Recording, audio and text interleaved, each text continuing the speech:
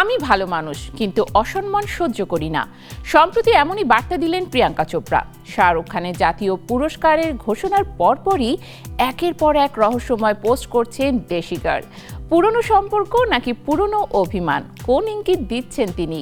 Net দুনিয়ায় শুরু জোর গুঞ্জন।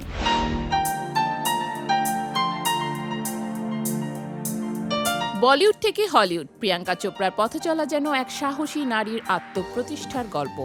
তবে মাঝে মাঝে সেই গল্পে ফিরে আসে পুরনো ঝড়ের ইঙ্গিত। সম্প্রতি তার ইনস্টাগ্রাম পোস্ট ঘিরে বলিউড পাড়ায় নতুন করে গুঞ্জন তুঙ্গে। একের পর এক রহস্যময় বার্তা দিয়ে আলোচনার কেন্দ্রে চলে এসেছেন দেশি গার্ল। আর তা শুরু হয়েছে শাহরুখ খানের জাতীয় চলচ্চিত্র পুরস্কার ঘোষণার ঠিক পর থেকে।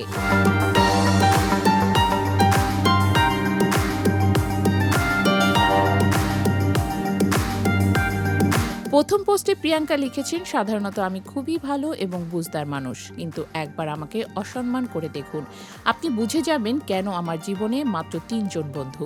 এই উক্তির নিচে ক্যাপশন হিসেবে তিনি জুড়েছেন, আর কেউ কি এই কথার সঙ্গে নিজের জীবনের মিল খুঁজে পাচ্ছেন?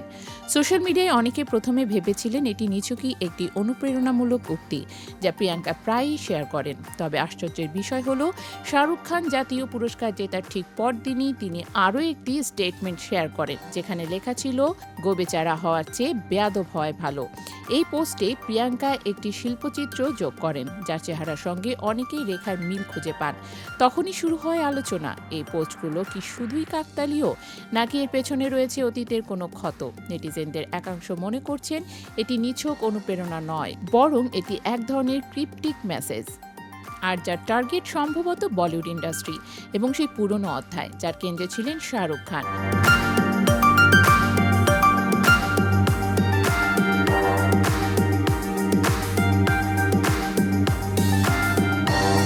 একসময় বলিউডে কান পাতলে শোনা যেত শাহরুখ ও প্রিয়াঙ্কার ঘনিষ্ঠতার কথা। ডন সিনেমার সময় থেকেই দুজনের সম্পর্ক নিয়ে মুখর ছিল মিডিয়া। বিভিন্ন অ্যাওয়ার্ড শো, পার্টি কিংবা গোপন সফর, সবকিছু নিয়ে গুজব ছড়ায় হু হু করে। অনেকে বলতেন শাহরুখের সঙ্গে সম্পর্কের কারণে প্রিয়াঙ্কা বলিউডে মেয়েদের গ্যাং এর বিরাগভাজন হন।